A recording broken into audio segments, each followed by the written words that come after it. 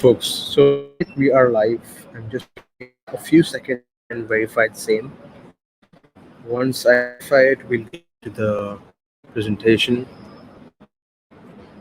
as well. Let me open up the presentation anyway. Cool. I guess we do this. Maybe it's full screen. Yeah, perfect. All right, just give me a few seconds to verify if everything's working as expected. I'm doing the phone, so if anybody has already joined, let me know if the audio is working and which platform are you like live on, because I'm live on YouTube and on Facebook as well. So if you can just help me understand if the audio is working, we can just get to the topic ASAP.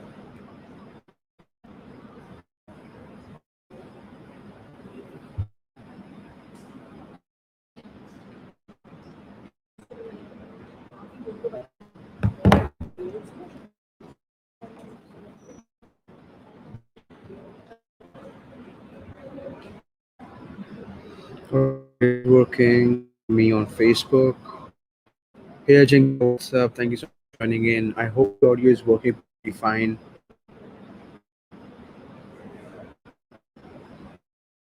All right, so you are on YouTube. Perfect. All right, guys. So it is working.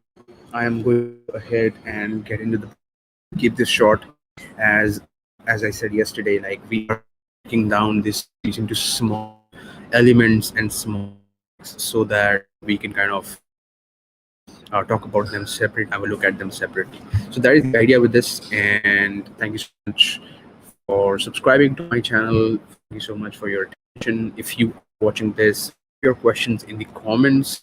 And if you have any questions for any part of the aspect wherein you have you need help with reviews, let me know, and we'll kind of answer them when we that particular topic.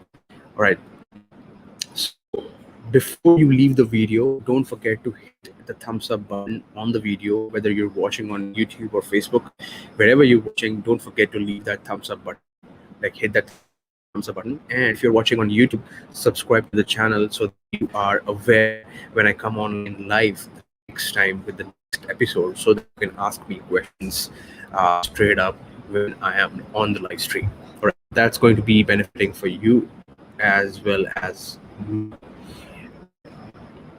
So today we are going to be talking about the request for review button that Amazon. So yesterday, in the yesterday's episode, we actually covered early review program and how can you kind of enroll your product, what are the eligibility criteria for enrolling your products in early review program, and uh, what can you expect when you get it. So if you haven't watched the previous episode, you can go ahead and watch it on this playlist.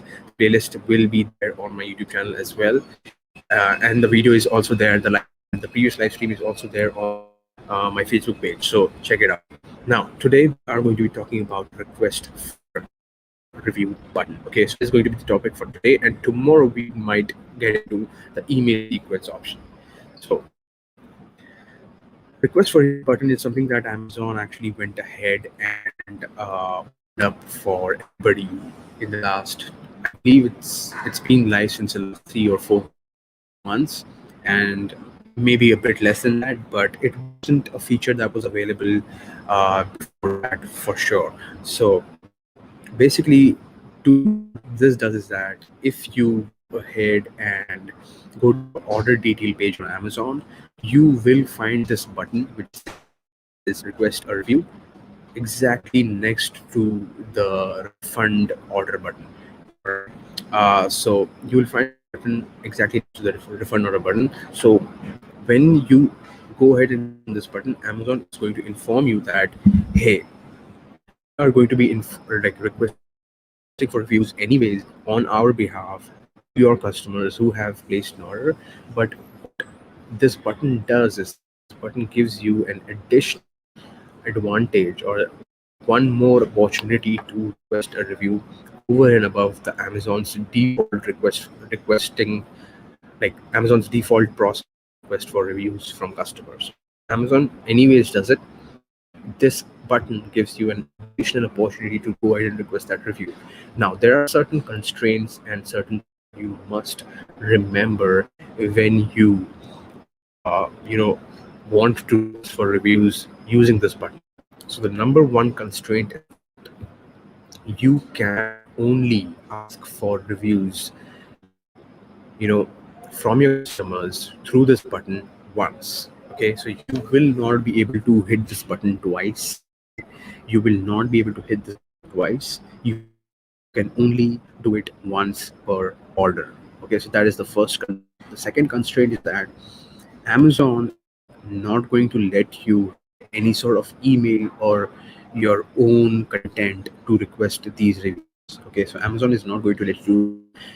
They are only going to be sending out a standardized template which is going to ask for reviews from customers for your product and the current order and the seller review in the same email. So basically, let me just rephrase that. If you go ahead and click on request a review against a particular order, Amazon is going to trigger an email to the customer, which is going to request the customer to drop a review for the product as well as for the seller as the seller feedback in the same email. So that is the second constraint.